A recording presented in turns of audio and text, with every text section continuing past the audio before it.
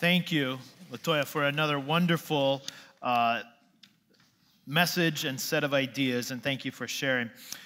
So next, I would like to introduce our third speaker tonight. Russ Gregg moved his family into the inner city of Minneapolis 26 years ago.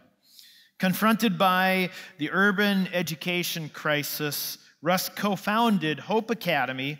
It's a K-12 faith-based school that is helping 475 high-poverty, at-risk students beat the odds. They're closing the achievement gap and achieving success beyond their wildest dreams.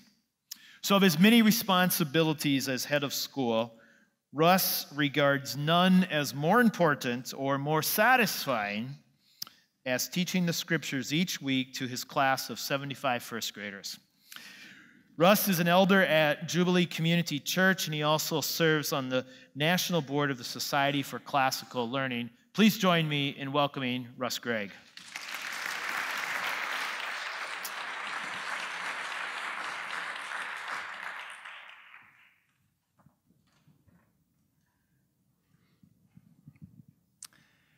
Can you really close the achievement gap between white students and students of color? My experience is that you can, with hope in God. Most discussions about closing the achievement gap today focus on misleading or superficial understandings of the root of the problem.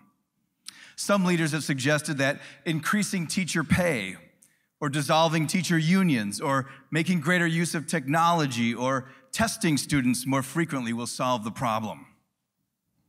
My conviction is that these solutions betray a woefully inadequate understanding of the root of the problem. The root of the achievement gap runs far, far deeper. It's connected to the spiritual brokenness of our inner cities. Let me tell you a story about one of my neighbors. Jashawn is 17 years old.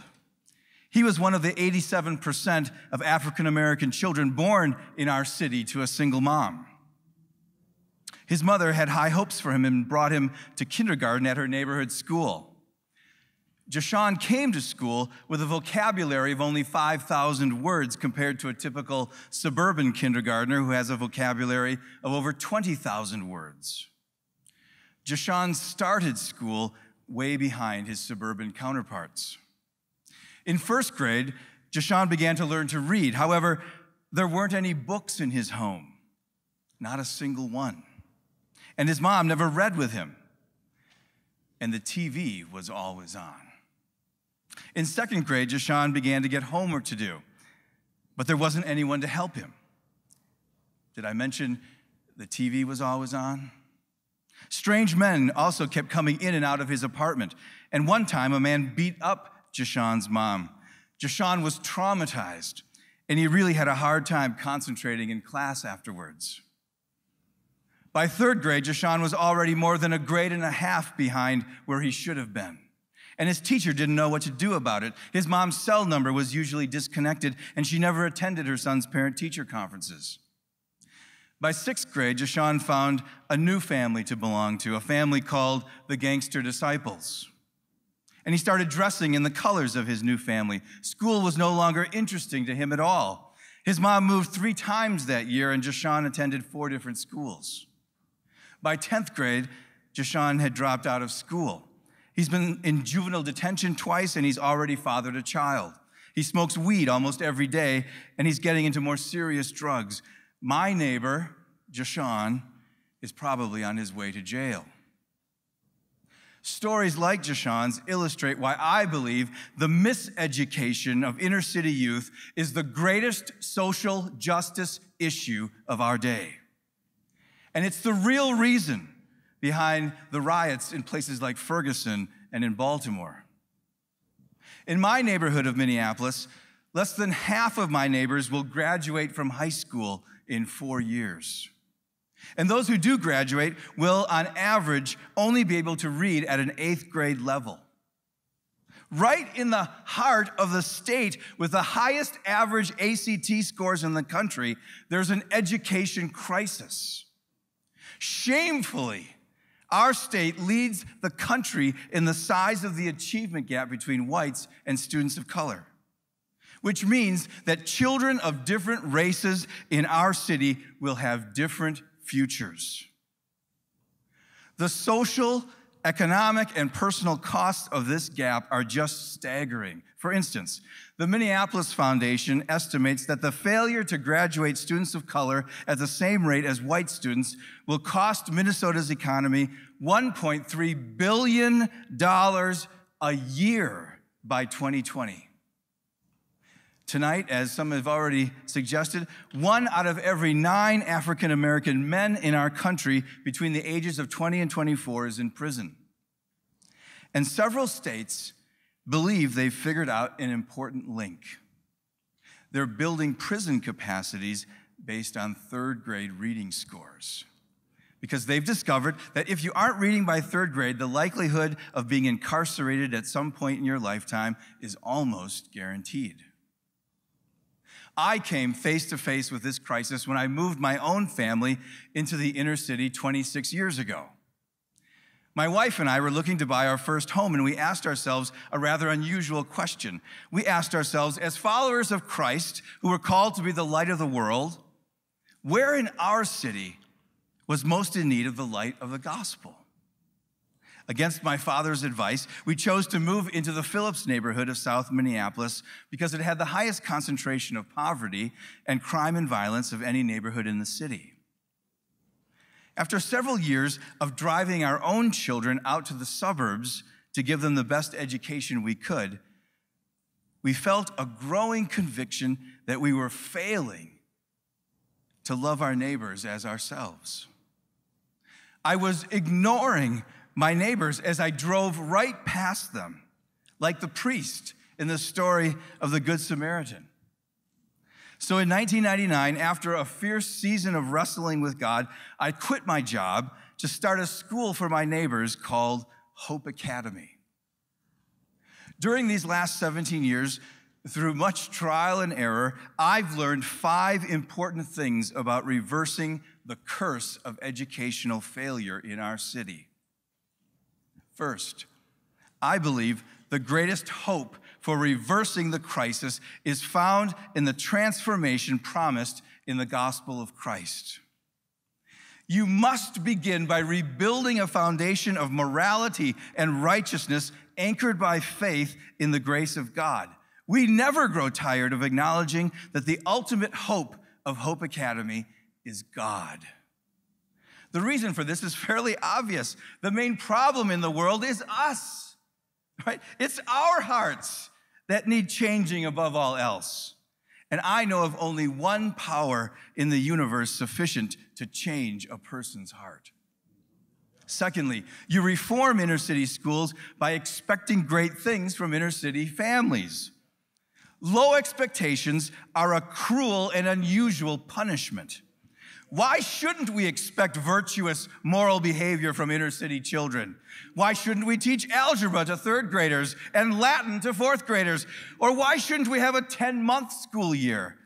We must be vigilant to guard against the soft bigotry of low expectations.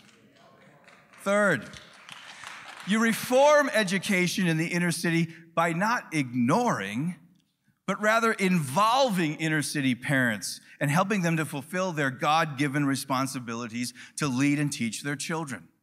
You know, if you gave me a random group of 100 5-year-olds and you told me I could know only one piece of information about them to predict their school success, do you know what one thing I'd want to know?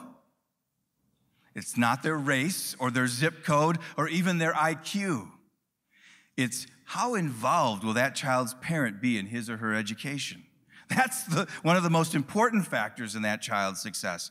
Each October, our teachers do a home visit with every family of every child in their class. And twice a year, every parent comes to school on a Saturday to receive further training and to experience a half day of school with their child. We must work with parents as authentic partners. Fourth, you reform education in the city when you hold teachers, parents, and students accountable for their responsibilities. If you don't do your homework at Hope Academy, guess what happens? Instead of going home on the bus, you're assigned to the Academic Support Center after school until you do get the work done, just like in the real world. And if, as a parent, you don't attend your child's parent-teacher conference, guess what happens? You're asked to keep your child at home until you do get the conference scheduled. Finally, because of the way schools are currently funded in our state, we can only carry out all this good in the city by partnering urban children with scholarship partners. In almost every private school, 90% of the operating costs are paid for by parent tuition. At Hope Academy, that percentage is flipped.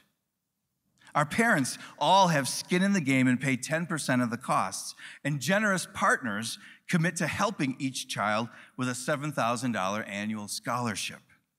At Hope, no child has ever been turned away for lack of funds.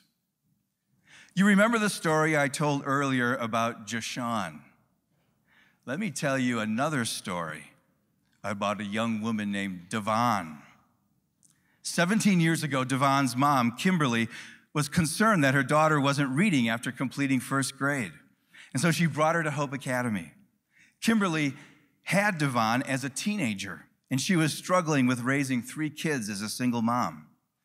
Kimberly started to attend our midweek Bible study at Hope, and she began a relationship with God. She started attending church and later married the father of her children. Her daughter, Devon, began to thrive in a school with discipline and love.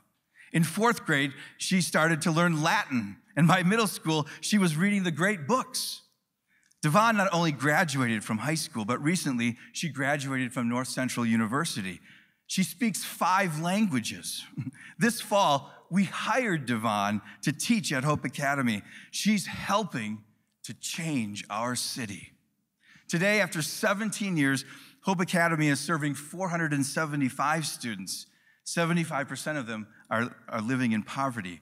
The academic achievement of Hope students is almost 3 times greater than our neighborhood schools. Our first graduating class had a National Merit Scholar who received a full ride to Wellesley. Each of the last 2 graduating classes had 5 students who together received $800,000 in college scholarship awards.